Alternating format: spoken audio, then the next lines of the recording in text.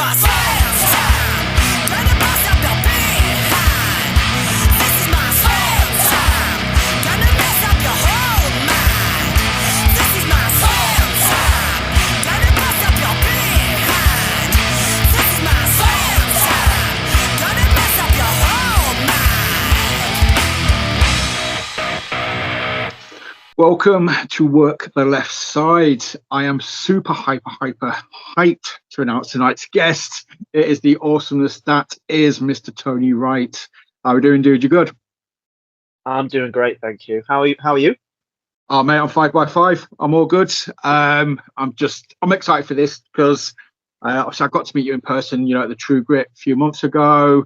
And I was, like I said in the message, kind of, I wanted to do a Tony episode for ages. I just never got around to kind of asking. And then I saw you in person. I was like, right, come on, let's do this. Let's ask. And then here we are. Because I said it off camera, mate. I thought you'd been. I'm surprised how far into the journey you aren't, kind of thing. But you're coming up to the 3-year mark, and just seeing you in the ring, seeing you work, just the whole presentation. Yeah, I've just always thought you've been around for longer, kind of thing. So that is I'm saying that as a compliment, kind of thing. Just, you're working like you've been around for a lot longer. I appreciate that. Thank you. Yeah, I think that sort of stuff, it does help.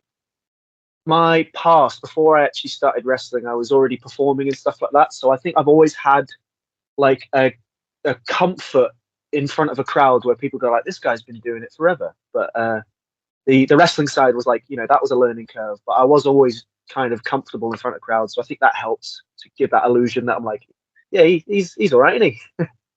That's it, mate. I'm more than all right, dude. Cheers. That's the understatement of the year. But yeah, I think that must be what it is. Like I say, you've got this aura, you kind of got this presentation, you just the comfortableness, the charisma. It's just like, it's there. So what were you doing before wrestling then? I'm always kind of curious as to like what the crossovers are. I've known people that performed in bands and that kind of sort of thing, and the people that have done dramatics and worked in theatres and all that sort of stuff.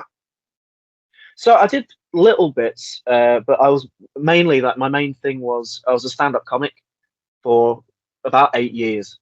So I sort of, as soon as my two loves when I first sort of like when I was younger was comedy and wrestling. They're the two things I really enjoyed.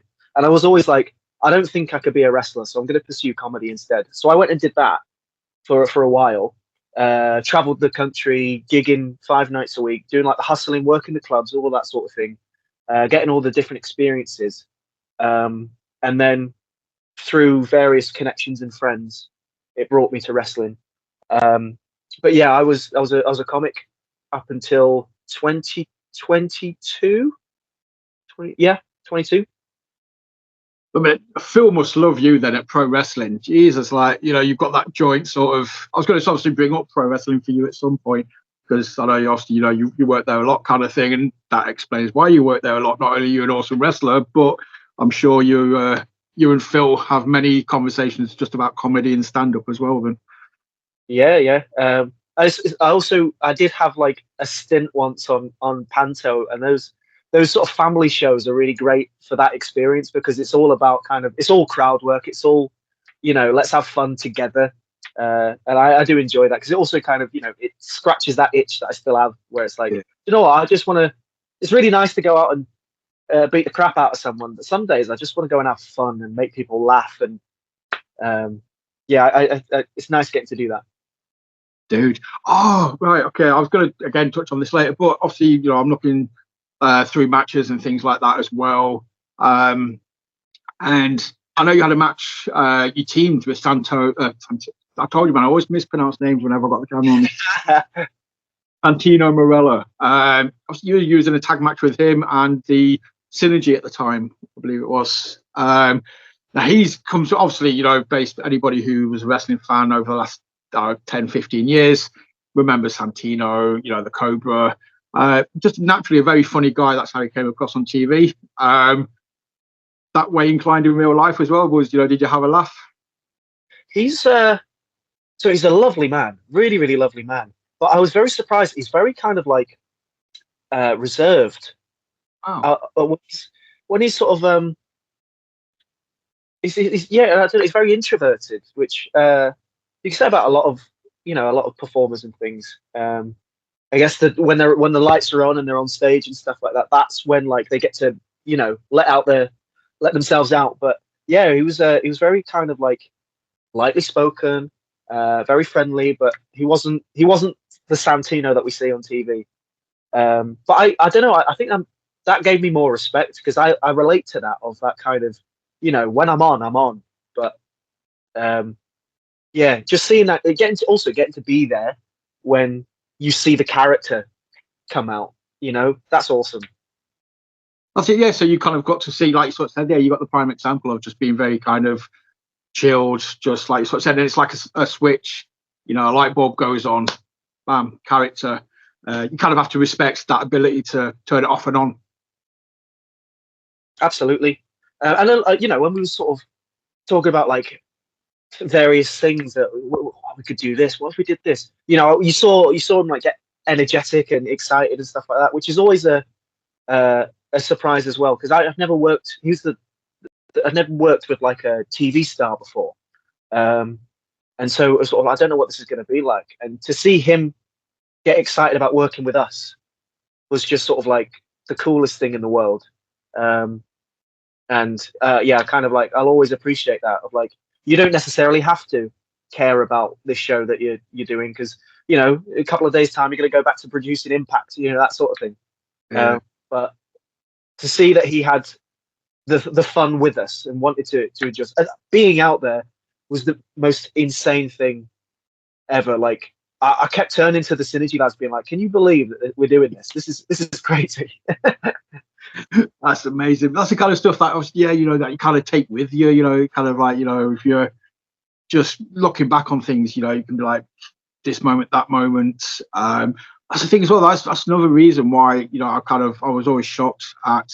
I say that we're only just nearly hitting the 3-year mark, kind of thing, because I saw that. I saw the matches the list of people that you've been in the ring with, kind of thing. Like obviously Joey Hayes's, Lance Rivera's, Isaac North's, say Sam Bailey's. I mean, that was just. I was said we was going to bring this up at some point. I'll bring it up now.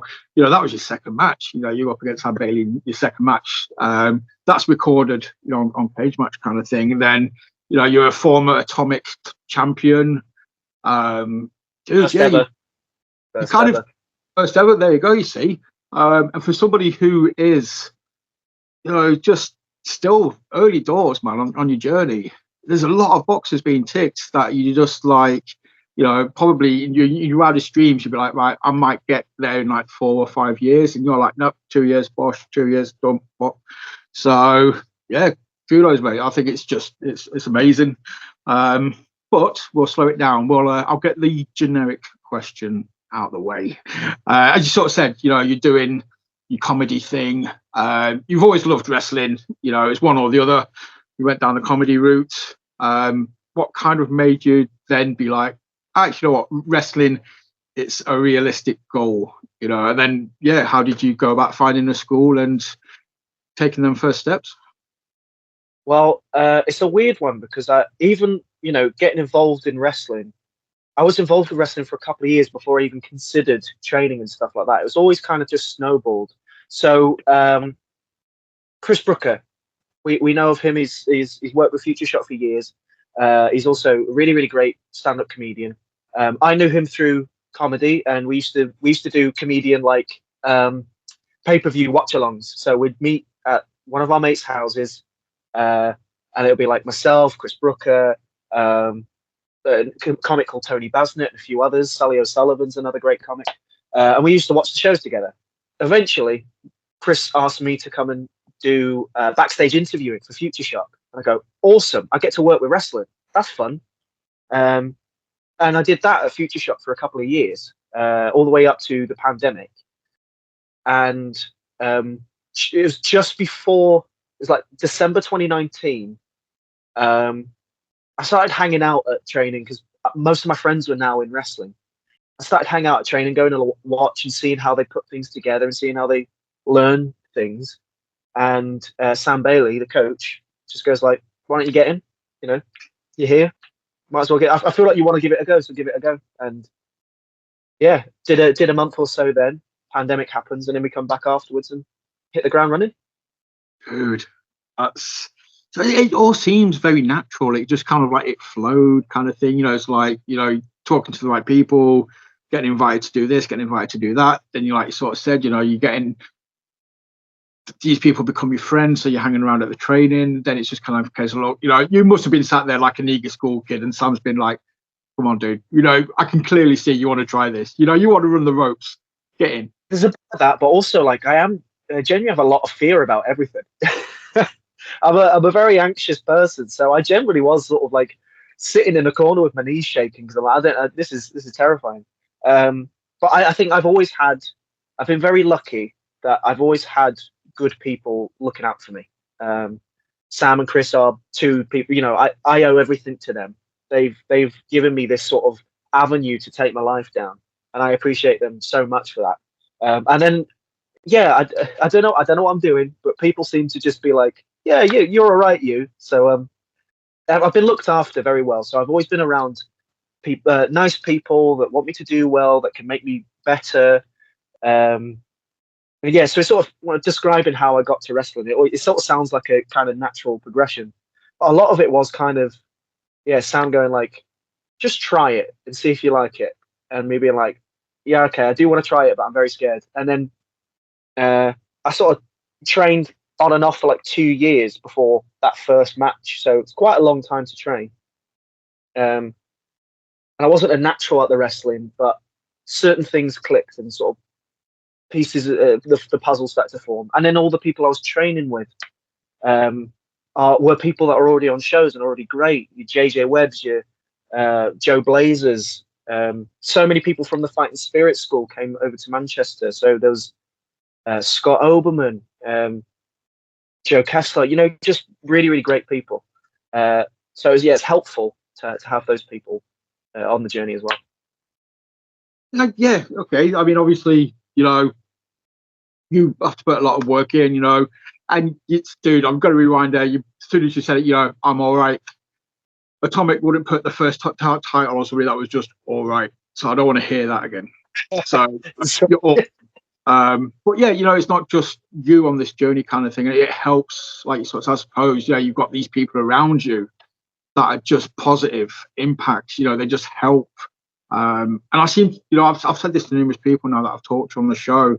It just seems, as a whole, British wrestling at the minute, 87% of it kind of thing seems more positive than it used to. People are a lot more willing to elevate other people. You're all on this journey together kind of thing. People lost it for a couple of years, happy to have it back, want to see it get better, and they're doing everything they can do to elevate just the scene as a whole. And I just think, that's like you said, you've got these amazing people around you, and they're just guiding you along and just helping you sort of left foot, right foot. And, plus with the whole work that you're putting in, like I say, mate, it's just to the moon. Yeah. Yeah. I would say, I think it's a lot of people are more positive, I feel. Obviously you do get negatives here and there, and like you're never going to eradicate that completely, but like for myself, my sort of views on it is just what we're doing should be fun, and like if you're having fun and you're helping others along the way, then like that's the best case scenario. We all win then. If I'm helping you and you're helping me, then we're both gonna win at the end of the day. And I feel like, oh, sorry, dude, I was just saying, sorry, dude. Yeah, I was just gonna say, I feel like wrestling is better when we're all kind of on the same page with that. I was going to say, FutureShock, I think, is a great place, to do that as well. I've spoken to numerous people now, from FutureShock, and you all seem to have this kind of team kind of mindset. You're all there for each other. You're all pushing each other forward.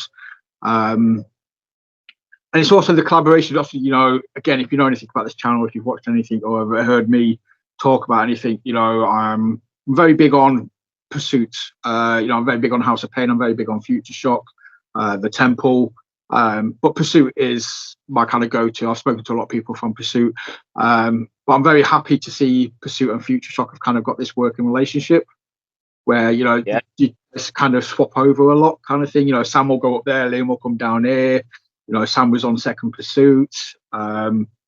So yeah, that's what I mean when I say people seem to be working together to push each other forward.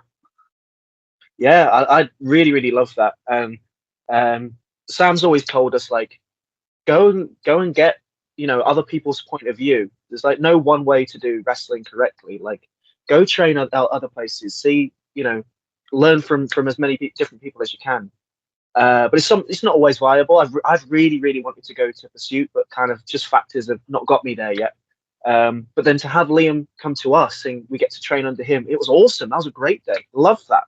I have been able to venture over to New Wave, West Midlands, because I've got friends that train there. Amazing. And I know that there's so many great places to learn, and there's so many great communities there as well. And I know that they're all they all chat to each other, all the different schools and all the different places. They want to know how everyone's getting on. It's very interactive. I just really, really like that. And I feel like that is something that's happened in the last few years. I don't think that happened 10 years ago, No. I just, again, there's no reason, there is no competition. We can all have a slice of the cake, That's it. I mean, it's big enough. There's plenty enough. There's people out there. There's enough promotions now where people, you can get the regular bookings. You're not seeing it from somebody else. Everybody's kind of happy.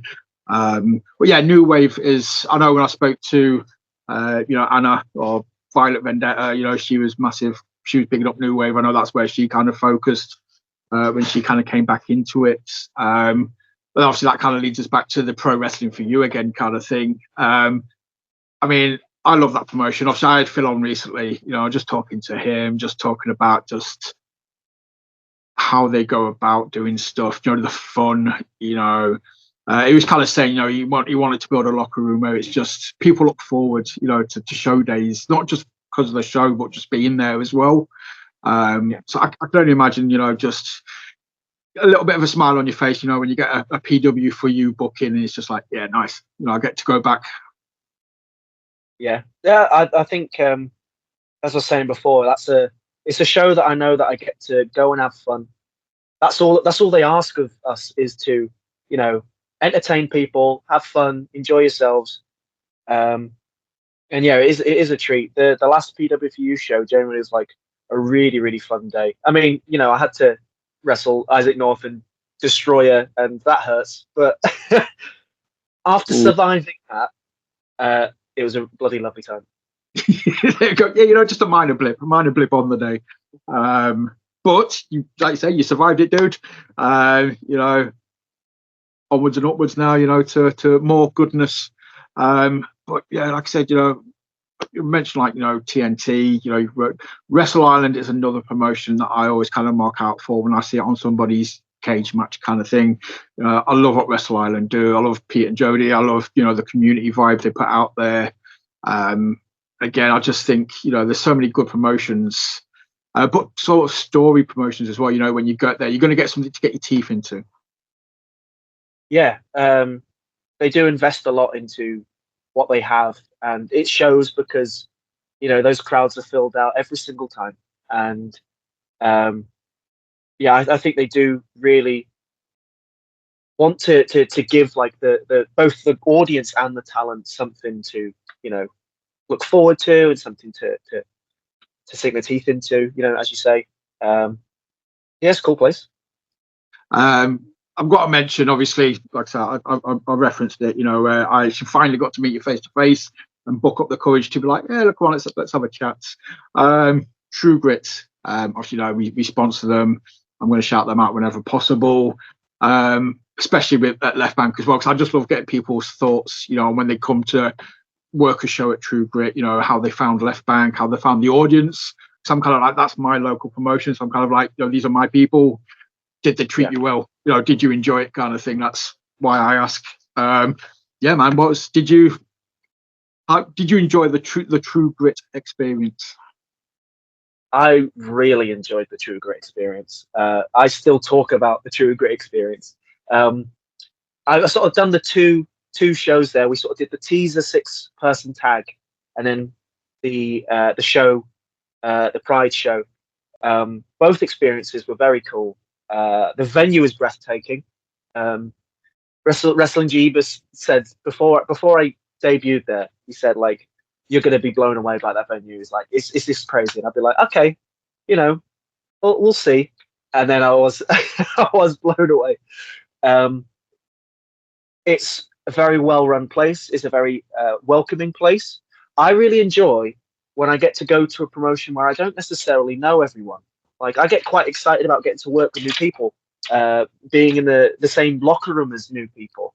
And I feel like True Grit is a very, very like, it's a big variety. You've got some from like the Northwest, you've got some from the Midlands, some from the Northeast. You know, it's a middle point for these various different scenes. So that's always cool.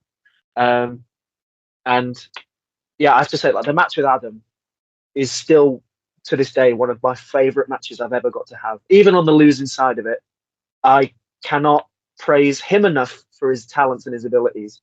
And that crowd was incredible. The energy in the room was amazing. And I'm sort of, you know, my own worst enemy about various things. I've never sort of been in a room and just been like, this is it. This is what it should be like. This is, you know, I was having fun.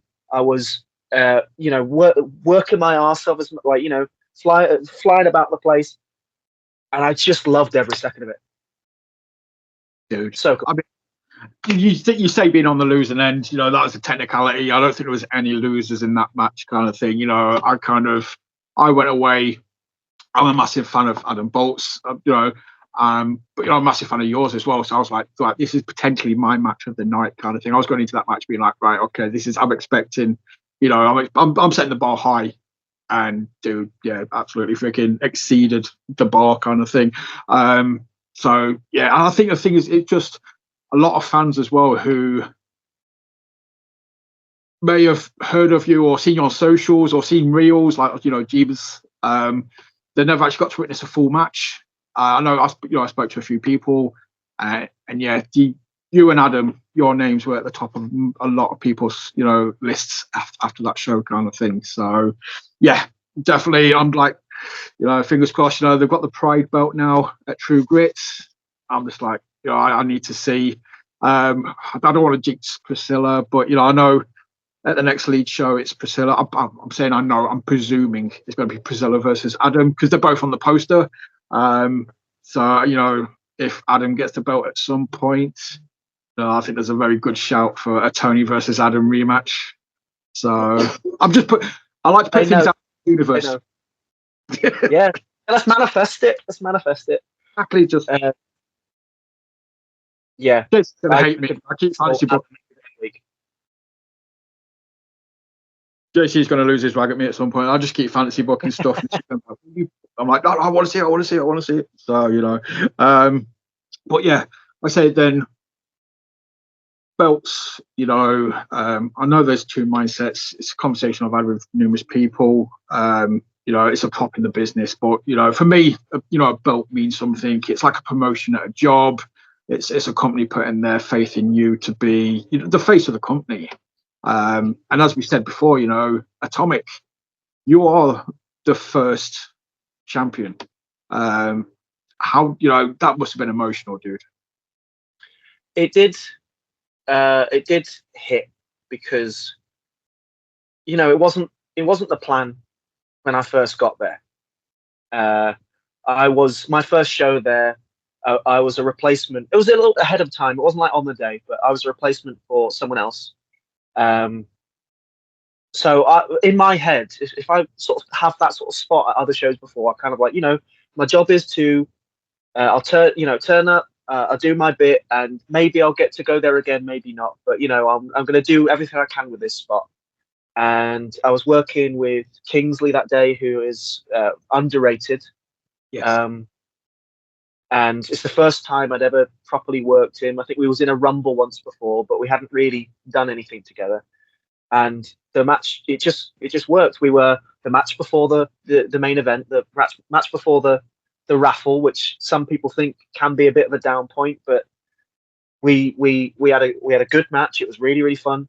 The crowd were really invested, and that turned into a second match, and that turned into a third match. And by show 5, they were like, the main event is Joe Kessler and Scott Oberman, but you know, you're also undefeated, so perhaps you insert yourself into that match and we go from there.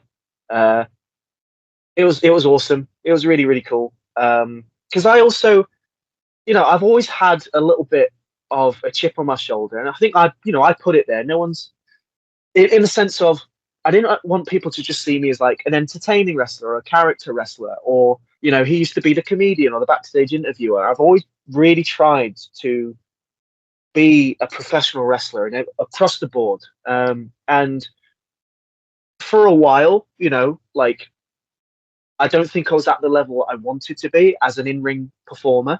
I was very much carrying myself on the connection that I can make with audiences. But that moment, being the first champion, having that triple threat main event, I had to sit and have a moment where I was like, I'm finally, what I wanted, the perception that I wanted is here now. That's really cool. Just be like, yeah, give me one of these. Well, yeah, I say I've got a chip on my shoulder. No one's ever told me I was a character wrestler, or you're just one of these. And there's no shame in that. But I've always really in my head just been like, don't rest on the fact that you can be a funny guy. You are here to be a wrestler, so be the best professional wrestler you can be. That's it. You get inside your own head kind of thing. That's what I was kind of like, and then you kind of, if you start thinking that, then it's like, oh man, right, okay, now if you're not careful, you start believing that, and then something like this happens, and it's like, okay, hang on a minute, no, right, that's obviously rubbish. That's not the case. But like I said, it's a good starting point if you can. Like I said, you've made that transition, from the pantomime, doing the stand up and stuff like that. So you've kind of got that, how to connect with an audience. That's great, because that must be one of the hardest things to actually learn when you get into wrestling. So I mean, you've got that from day one kind of thing. So that means you can focus on the the fundamentals. You can learn this, that, and the other. So yeah, from day one, you've got that connection with the audience, but you're still learning the in-ring stuff. But at some point, the penny drops, and then you've got that connection with the audience. But damn, you've got that ring work as well, which I saw that at True Grit. Like I said, I'm a massive fan of Adam Bolt, and you more than held your own with Adam. I'd put you both on a level tier, on that match kind of thing. And that's, again, anybody who knows me knows how highly I regard Adam. I'm giving you your flowers kind of thing. That is, to me, you are, your ring work now probably exceeds your ability to connect with the audience, which is just kind of like, it's craziness. Yeah, that's what I've been working towards. And to be fair, I don't think I've really got like sort of the confidence with my in-ring stuff until maybe April time this year. The night I did win the Atomic title, I also shattered my ankle, so that was 2 months out to take out. But it was all good. I got back to the ring by February, and again got to have a really good string of matches and opponents on my way back in. My first match back was against Ryan Meyer at PWFU, and that was an absolute dream. The best possible match I could have to come back after injury. But I think, I still had a little bit of I didn't have the faith in myself of like, I don't know if I'm there yet. I don't know if I'm as good as I want to be. And then something sort of clicked around April, May time, and I feel like the best version of me I've ever felt. And then, that's when we go on to have matches with Adam Bolt and Chris Ridgway and another one with Sam Bailey, where I've just walked away feeling like this is the work. This is like, I could be so proud to show people that I got to do this with those people. It's really, I'm really happy with those. Yeah, I mean, obviously, we mentioned Sam. Chris, Ridgway is another name, somebody else I hold in high esteem kind of thing. I've been a mark for him since day one kind of thing. I've kind of a little bit of pop trivia. I did the artwork that was on his first ever Money in the Bank briefcase that he had years ago kind of thing. There was like a picture of him on it. That was That was me. So yeah, I've known Chris for a long time. I followed him for a long, long time. You know, you get to go in the ring with him. You know, that speaks volumes as well, kind of thing. Just the fact that you're in the ring with him, kind of thing. But just being able to, you know, soak stuff up, learn from it, and nobody comes out of a match against Chris as a worse wrestler. You can't help but come out of it as a better wrestler. Absolutely, absolutely. He it's such a different style of opponent to work, and it's on one of those on paper where you go like Tony Wright and Chris Ridgway. I can't picture how that's going to be. You know, is it a Tony Wright match? Is it a Chris match? But actually, we met in the middle, and I did my stuff, he did his stuff, and it was just so much fun. And I remember saying, like, I don't know if he knows this. But it was like a year ago or something. I generally was like, I don't think I'm up to the standard to wrestle someone like Chris. I don't think I don't think I could deliver in the way that he'd need or the show would need. I just didn't picture myself being able to do it. And then when the opportunity came up this year, it's a testament. It's like, yeah, let's go for that. And it actually happening. Again, it's another one of those moments where you're just in there and you're like, this is what I dreamed of. You know, these reactions. He's a master at getting the right reactions at the right time. And I don't know if people give him credit for that enough, but like, he's a puppet master. He knows exactly how to time things and pace things. Yeah, palm of the hand stuff. And I was just like, it was one of the easiest matches, despite actually being, you know, very physically demanding, and you know, it was like 20 minutes long, 25 minutes. But I just remember being in there like, you don't think, you just do. You're just there. You're in the moment. Awesome. Oh, dude, that's just I need to get hold of this match. I need to see this match. I'd heard of it, never watched it. Now I definitely need to watch it. That's just, I just want to rewind for a second because I don't want to brush over something that was said a minute ago. Kingsley, I just want to second the statement of, he's awesome. You know, I've had the pleasure of seeing him a few times recently. Again, I've only really seen him on YouTube and on socials prior. Then he turned up at Tidal, had a match against Brandon Brooks. And then he turned up at the next True Grit, had a match against Jay Vertigo. And I was just like, yes, you know, this is a whole new admiration for the guy, kind of thing. When you see him in person doing this thing, it's just smooth. Yeah, he's so polished in what he does. Also, legitimately, one of the strongest people I've ever known. My first match with him, he was deadlifting me off the mat into backbreakers and stuff, and I was just more surprised than anything because I'm not the biggest person in the world, but I'm a grown ass man, manhandled with ease. I felt, you know, like a bag of shopping. But I just, yeah, I do enjoy watching him work as well as being in the ring with him. He's so agile for a man of his strength and size. I just wanted to, touch on that. I didn't want to besmirch Kingsley and not rewind and mention that because, you know, again, about Kingsley. Yeah, we love Kingsley. He's awesome. You know, hopefully you'll see him back up here. I think he basically, you know, he tends to turn up at True Grit or Tidal when HT Drake's otherwise engaged, kind of thing. It's like we either get Drake or we get Kingsley, and I'm just like, you know what, I'm good with. At one point, I want to see a match between HT Drake and Kingsley. You know, for Battle of the Rings. You know, well, I don't know, just get some Gollum dude in and be like, my ring. But sorry, I just totally random thought there. But yeah, so you know, like I said, the whole the atomic thing as well. I think it's a promotion. You know, that I'm sure he won't mind me saying. I think he said it on the 200th episode anyway. Wrestling Jeebus has basically named Atomic as being his favorite promotion. So, you know, that's kind of like, that's the level up there at. So again, you know, to be their champion, to work there, you know, you don't get to be Jeeb's favorite promotion without putting on banging matches and having banging talent. So yeah, again, that's just kudos to you lot, I think. That's Atomic is another one. It's very similar to True Grit in that they really look after everyone that's there, from talent to the crowd.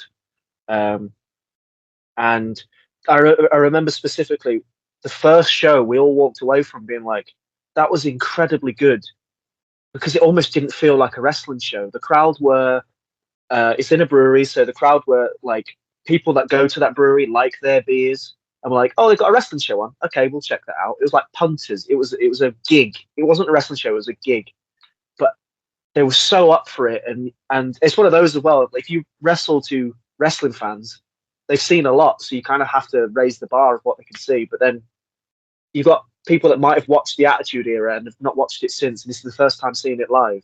You do a shoulder tackle, and they go, "Oh my god, what on earth!" So then, when you give them these banger matches, it really, really blows the mind. Such a fun show to work. I really enjoy being there. Again, because that's another place where it's like I get to do both. I can walk out, I can be Tony Wright, I can do a bit of shimmy, I can make people laugh, and then when the bell rings, I can give them the sort of match I really want to give, you know. And it seems to have worked so far.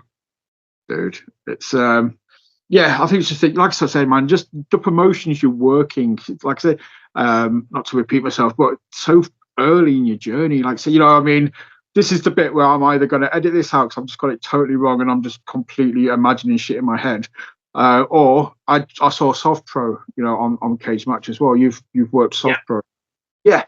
So that's another promotion, you know, like Atomic, TNT, True Grit, FutureShock, Future, you know, LWF. Soft Pro, man. Soft Pro, one of my favorite promotions in this country, kind of thing. So again, somebody who gets to work, you know, at Soft Pro, man, you're ticking the boxes. You're obviously doing something right. How did you? I'm always curious as well, just because it's kind of like it kind of feels like a very unique experience. You know, this whole Soft Pro Nation, you know, just being in the same building as Les Battersby, for God's sake. You know, how do you find it? It's always been a bit surreal. The scale of show that Soft Pro is. I sort of do get a little bit of imposter syndrome sometimes. I'm like, I don't know if I should be here, but they always make me feel so welcome. Both, yeah, the crew and the crowd. There's such a great crowd there. Soft Pro has a very unique crowd because there's the wrestling fans that sort of go about, but they've also got such a large crew of fans that are Soft Pro fans and might not see you elsewhere. So you almost get a chance to. I treat every show like people won't know who I am, but that's a specific show where you get to almost re-emerge and sort of like, you know, have a blank slate. Turning up there was really cool. My first match there was I answered the open challenge for Commander Sterling, so it was myself versus Commander Sterling, and we had a blast. It was really, really cool. It was a really nice dynamic where the crowd didn't know who to root for, so they were just, you know, everyone wins. We're rooting for everyone. When I was up, they were like, "Yeah, let's go, Tony." When Sterling was up, "Yeah, let's go, Sterling." So that was a really cool vibe. And every time I've been there since, it's always been like a really, really warm atmosphere. Yeah. Yeah. I think it's just kind of like, because obviously, you know, I've spoken to Shotty and, you know, interacted with a few of them, you know, on socials kind of thing. It just kind of seemed, you know, when I get to speak to the fans that actually get to go in person, it just feels like a family, a close-knit community kind of thing. Like so I said, you've got your diehard Soft Pro fans who might not go anywhere else, you know, and that's wrestling, you know, that's it for them kind of thing. But then you've also got your smarter fans who know everything else, but still go and just, you know, love the crap out of it as well kind of thing. So it must be kind of cool when you go somewhere like that, though. And like you said, you can kind of reinvent yourself a little bit. You know, if you've been if you've been thinking, I want to give this a try, but I don't know if it works, you go somewhere like that, you can be like, right, this is where I'm going to try it. Yeah, Soft Pro has always been it's always been a slightly different Tony Wright as well, because you know my usual shtick is that I come out to Lady Marmalade disco version, the original one. I have fun. I come out dancing and enjoying myself. Soft Pro were like, "We think you're pretty cool, you know." I'm like, I don't know if I agree. And they're like, "No, we think you could be suave if you want to." So Shotty made me this very, very cool, suave entrance music, complete departure from what Lady Marmalade is, but it still hits. And so Tony Wright at Soft Pro he is cooler. I don't know. I'm trying to I'm trying to bring it into my other appearances, but at the moment, when I'm at Soft Pro, I'm really cool. Just like, yeah, that's it. That's where Tony gets. Yeah. You know, I walk out. You know, giving it the blue steel spotlights. I'm still a good guy. People still go for it. But yeah, I feel like a star there. Dude, that's totally justified, as you should. I love the blue steel reference as well, by the way. So that's amazing. That's the thing as well, though. You know, I know Shotty's obviously knows his music. He knows what he's doing, and a few people that I've got to work at Soft Pro, and they've been like, Shotty sorted me out with some good music kind of thing. I mean, Ian Skinner's music freaking gets played anywhere he's at. At Tidal, it brings the fans go nuts at Tidal for Ian Skinner's music. So yes, I like the idea of a cool, suave Tony. So like I say, that's what I love about British wrestling as well. Sometimes you can get to be different versions of yourself in different areas or different promotions. You can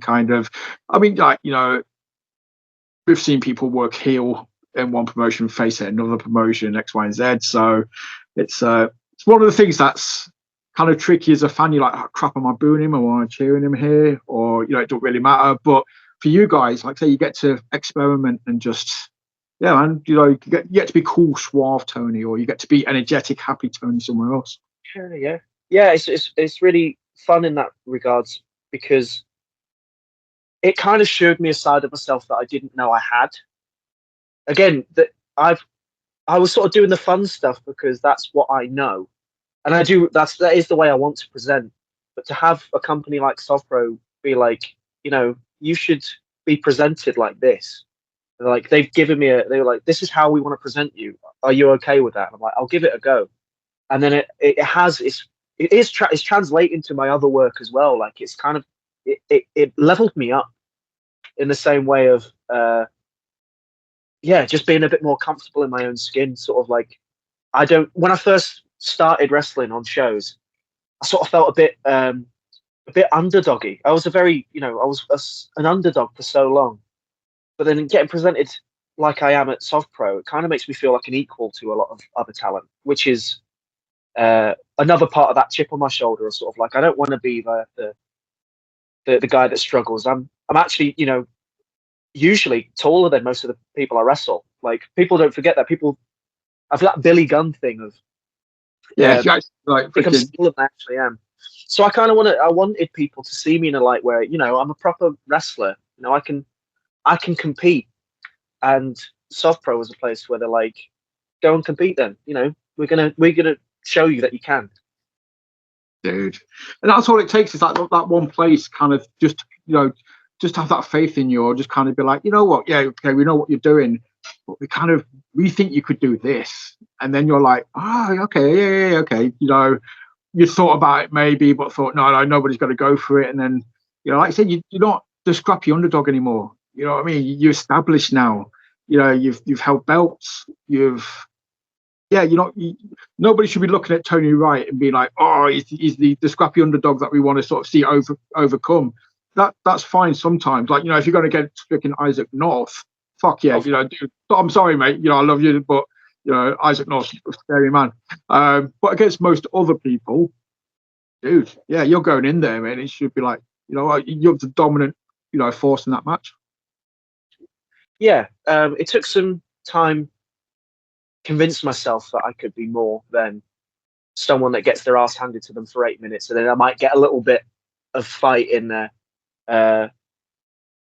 But we got there, and again, having people looking out for you, it's really, I'm grateful for people giving me the opportunity to start expressing myself and start proving myself. And that's all still to come as well. Like, you kind of like planting all the seeds now, the character's growing. Like, so you're getting that confidence, you've put the chip to good use. It's giving you that determination.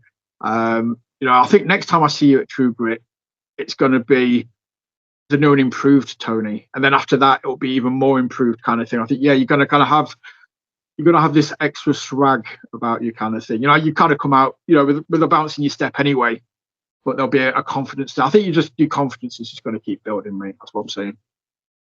I hope so. I feel like it definitely is. Everyone has peaks and troughs and stuff, but I'm very pleased in that I feel like consistently this year I'm growing and growing and growing. Even in times where things can feel like they're stagnating, I take something away from every show, every match, and be like, okay, this next time we're gonna improve on that bit, or this bit we're gonna, I feel better about that, so next time it's gonna be even bigger. That's just building. I want to mention because one thing that's always makes me smile. I'm just randomly, I can go onto Twitter and I'll search for you, or I'll mention you in something, and your freaking name's changed, and it just makes me smile. I'm just like, what the hell, Tony Wright? What have you changed it to this time? I think it's like it's a play on, like, I think you're the boogeyman now, kind of thing, or whatever. Yeah, I don't know why I started doing this, but it's sort of stuck. I worked out that it has been going on for a couple of years now. A few years ago, my older brother, he trained for a little while in wrestling. He didn't sort of get it to show level or something like that, but he trained for a little while. And it started because, so a little side note, I'm the only mixed race person in my family. My older siblings are white. So when I'm with my older brother, Blake, I always say that we're the Dudley Boys. Is what I say. We're always the Dudley Boys. But he's Blake, I'm Tony. So I was T-Von Dudley and he was Bubba Blake Dudley. So that's the first name. That was the first Twitter name. I got him to change his as well to Bubba Blake. And then sort of time goes on, and I just sort of like, I want to change it. I want to change it to something else. And I just started doing puns. For a little while, it was all about having a big ass. So it was like Thicky She and Thicky Steamboat and stuff like that. And then, playing on skin color and stuff. It amuses me. And then about a year into it, I realized other people were waiting for it. So I have to do it now, regardless. That's it. You once you've started going, you can't. Yeah, you can never go back to just being Tony Wright. Because people are like, nah, there'll be like a petition. There'll be freaking dude. You know what I mean? Of course, there'll be carnage. And yeah, I think to do it. There's times where it's the first day of the month and I forgot, and it gets to the evening and I get tweets from people being like, "Why has he not done it yet?" Dude, what's going on? I can't even imagine though. Just the thought. So that's the thing as well, though. It's not just done like haphazardly kind of thing. They are legitimately, like I say, they make you smile kind of thing. So it must be some thought that goes into it. You must be kind of like, right, do you start thinking about it a couple of days beforehand, or is it just like, bam, just whatever from the gut, whatever comes out? Yeah, for a long time it was like, when it gets to the day, when it's the new month, I will just sort of sit there for about 15-20 minutes and just reel off whatever I can do. Again, like I'll make it easy for myself. Like when I've stuck to, so like when I was doing the thick puns, thick with two C's, I was just going through the Rolodex of how many of them could I do, and then eventually I switched over to like the tan puns, or like the black puns. So I did Cactus Black, and then I did like Black Gibson and things like that. So I sort of reel off the same. I milk the same joke for about 7 months, and I go, I feel like I should do a different one now. But then it has, in recent times, I have tried to sort of make a little list just in case there's a month where I struggle, and I go like, let's look at the list. A backup plan, just like right, crap. Yeah, we just need an emergency. I changed the name, and I was like, I didn't like it, so 3 days later I did another one. It's a cheeky bonus. Yeah, you weren't expecting another one for like another 28 days. It's like, wow, name change again.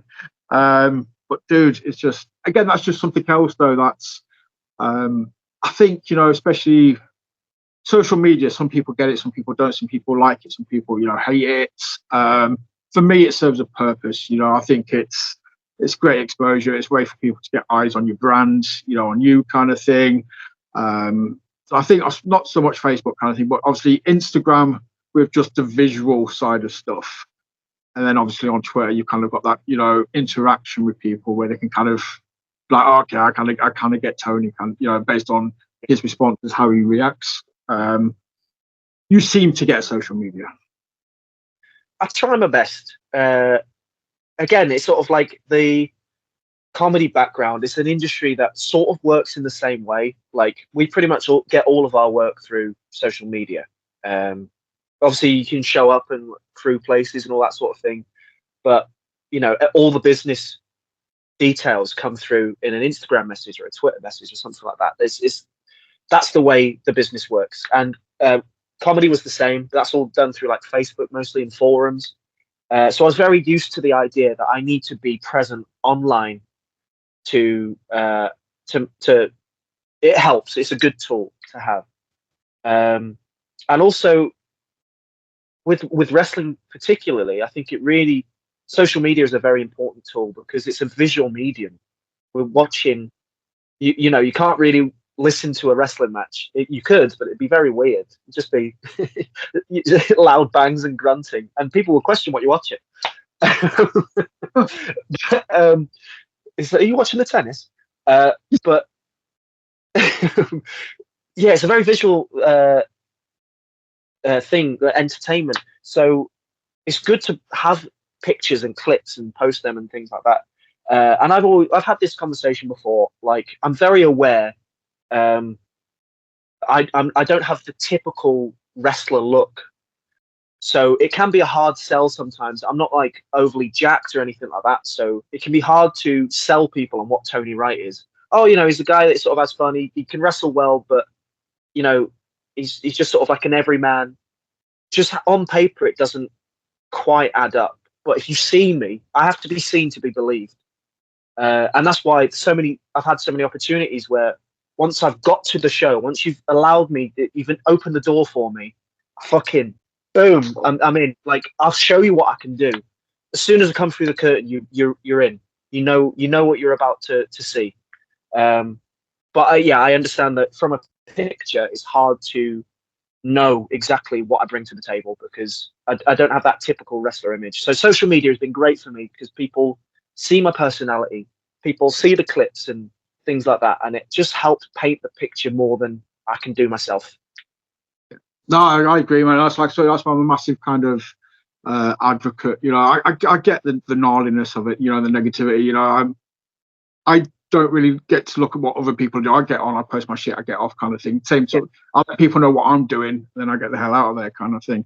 I think it is becoming more and more of, like I say, especially Instagram, the visual side of stuff, where you can post your reels, you can post highlight videos, you can it's basically like you've got your CV, bam, there on your profile. Your bio is your CV. These are the matches I've done, these are the people I've worked against. Look at that, look at this spot here, look at the fans' reaction, kind of thing. I don't know if it's just something that, again, I'm not telling anyone how to do the job. I'm looking at it from this side, purely from like a business side of things, but for me, wrestling schools, I can only imagine at some point there'll be a class when it comes to using social media. I've seen your business, in fact, exposing your brand better through social media, because I think that's where it's got to go at some point. For sure, I think I think Matt Cardona did a seminar on it once, which is he's great at that. But I think it was like maybe a once or twice opportunity.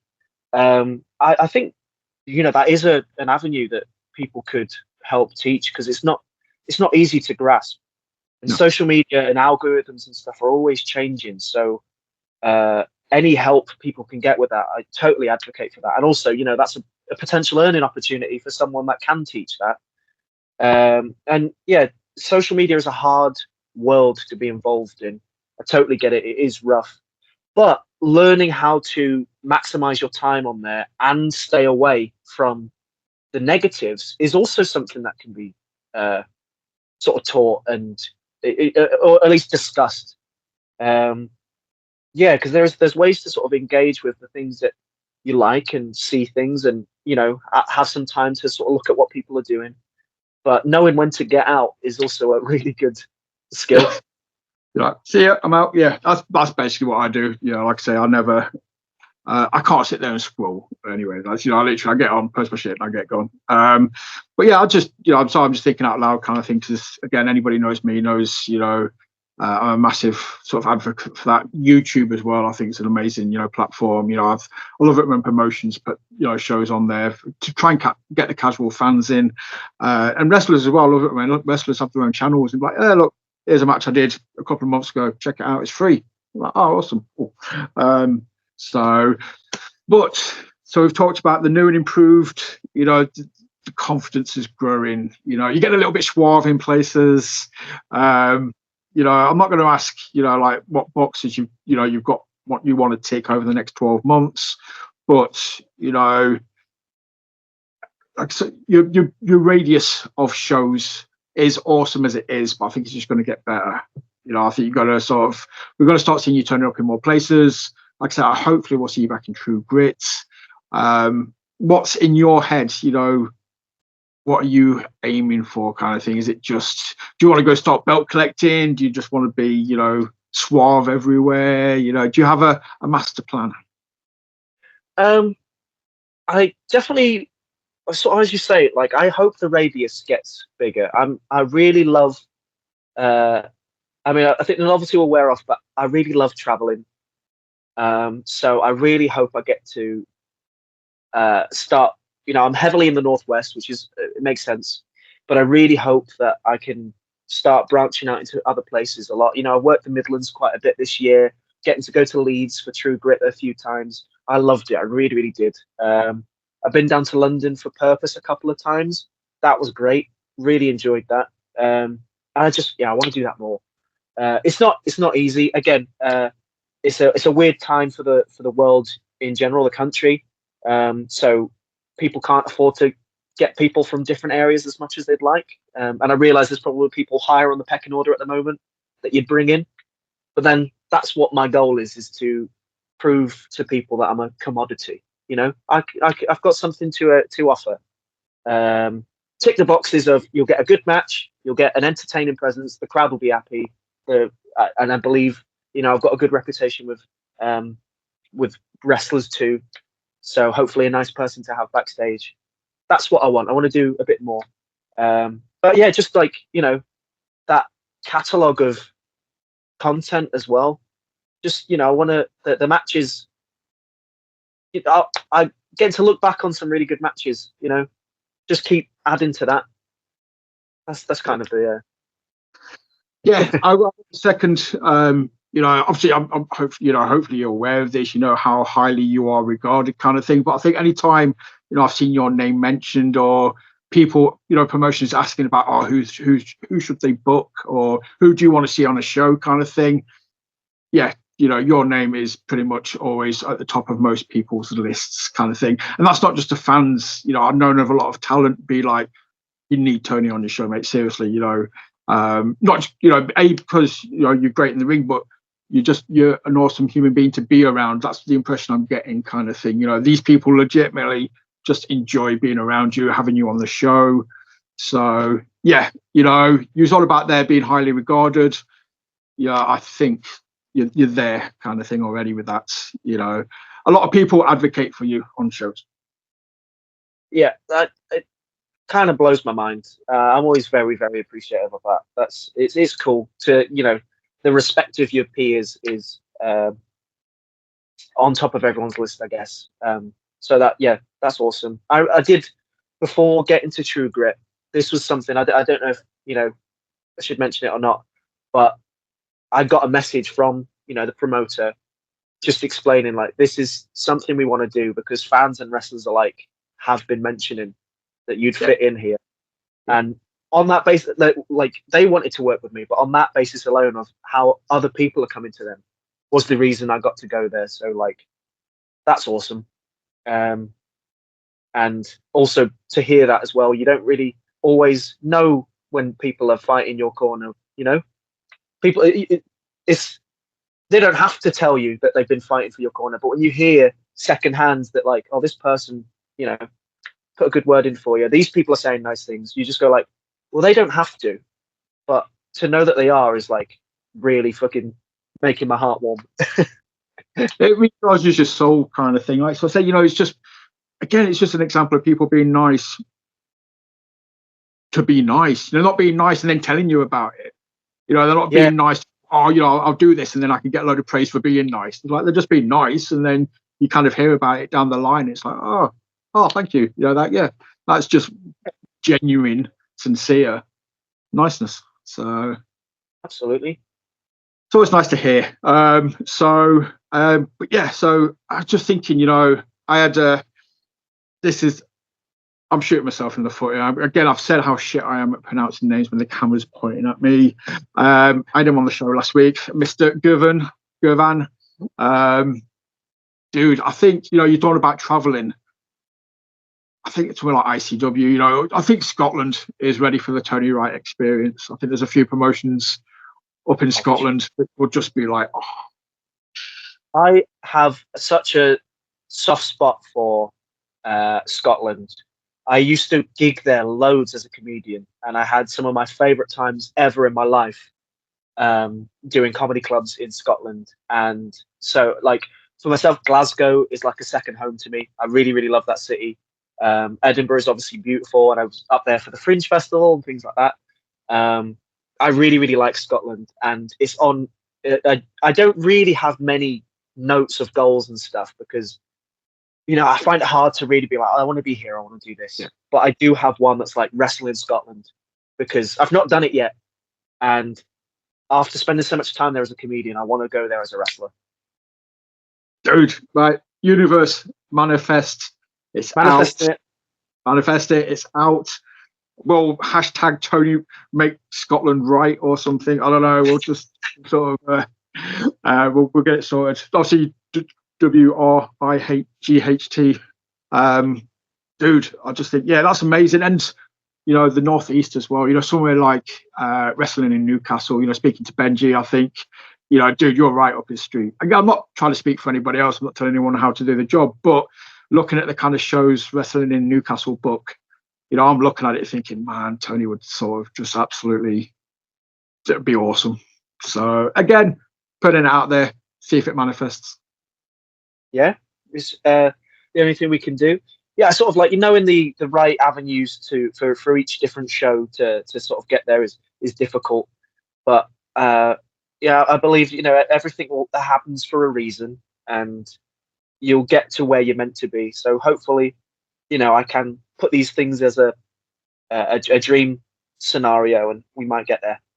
Yes, dude. I've got another one for you, but I'm going to save that until I've stopped recording. So I want to have a little bit of a chat with you about this one. So it's on the slide. It's on the slide. It's incognito.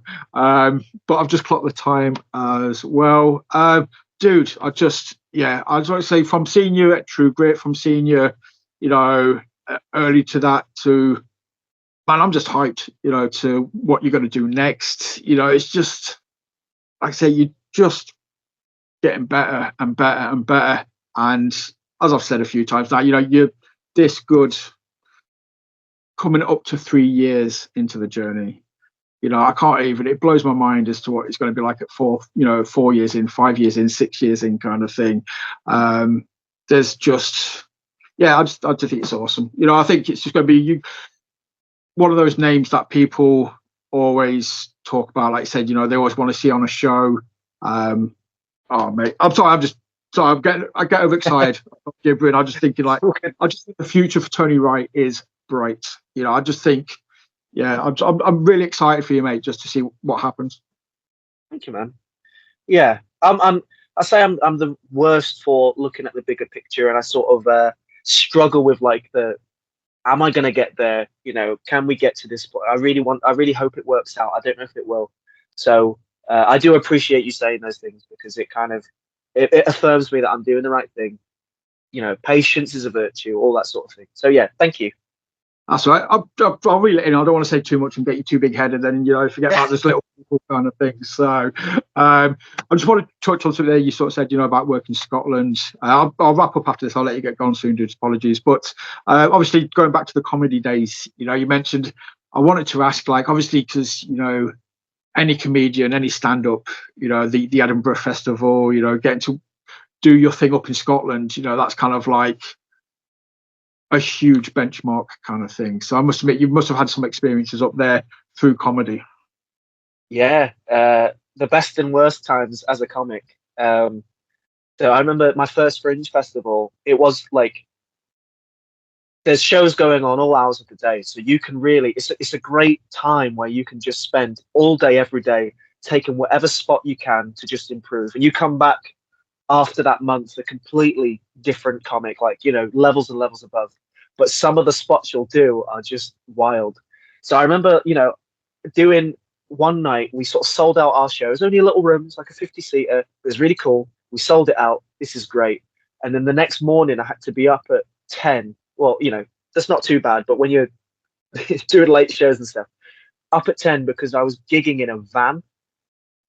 There was just a Ford Transit in the middle of a square, and the vibe was people went in. There's some stalls and stuff in there. They went in there, they closed the door, and then they opened the back door, throw you in as the comic, close it, and be like, right, you've got 10 minutes. And I turned up there like the moment I was supposed to go in. I'm like, we're all ready. They're like, yeah, your audience is in there. They open the door. I get in the van, and there's 2 people sat there. It felt like a hostage situation. I'm like, I'm so sorry. I'm gonna do my contracted time, but like, look, if this is the weirdest moment of your life, I'm not gonna try to fight it. It was weirdly fun. It was sort of like it ended up being a conversation with me throwing some jokes in there. Yes. But doing something like that. But then going back to being like, right, okay, I've got a show in a theatre in 30 minutes, and then I'm going to go do a pub after this. It's like, it's such a cool, like, time to just get all of the experiences. Damn, man, that just sounds like it's just that van situation. Like, I can't even imagine just being like, randomly put in the back of the van and just being like, yeah. Okay, I'm going to try and make you laugh now at some point. Hopefully, this isn't too weird a situation, or doing stuff like that, mate. Like I say, I've got all the respect in the world for, the wrestling side of things. That just sounds like a fucking walk in the park after that, a month up in Edinburgh. Yeah, I think, so I'm fortunate in the sense that there's not many wrestlers that come from such a performance background. There's so many athletes and sports people and like gymnasts and stuff like that, which is really cool because you can see it in their work. However, I think I'm lucky in the sense that for the other side of wrestling is the performance and the drama and the entertainment. And I am one of a handful of people that have that. So, right, it took me some time to get the wrestling side of it. But again, for a lot of people, going in front of a crowd is really scary. And it's difficult and all these sorts of things where I go, I've got that bit, I know that bit. And if in doubt, again, I've done comedy gigs where no one's laughed for 20 minutes. I've done that. So I'm like, nothing is ever going to be as bad as that. So, and I did that enough to go like, when it is going badly, how do I fix it? So even in a wrestling scenario, I'll go, nothing can be that bad because if the match isn't going the way I want to, I have that thing in my brain that goes, right, I'm going to talk to you now, and I'm going to get you on side. Like, I can't speak highly of enough how much comedy gave me when it came to wrestling, because it's the most direct form of like entertainment. It's more direct than singing. You're talking directly to people, and you get an instant reaction. So wrestling is all about reaction. So like, I spent 8 years practicing that.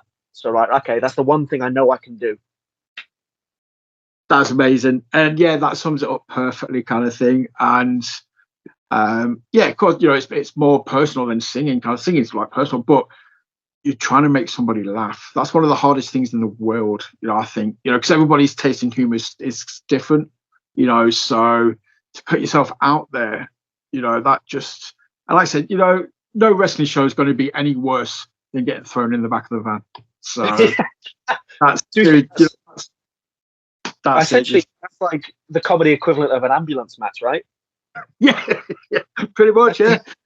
And then have to try and make somebody laugh afterwards. You'd be like, nope, not having it. I'm out. Dude, thank you so much. It's been an absolute pleasure. So before I say goodbye to everyone and yourself, let people know where they can find you on the socials, so they get to enjoy the name puns as well.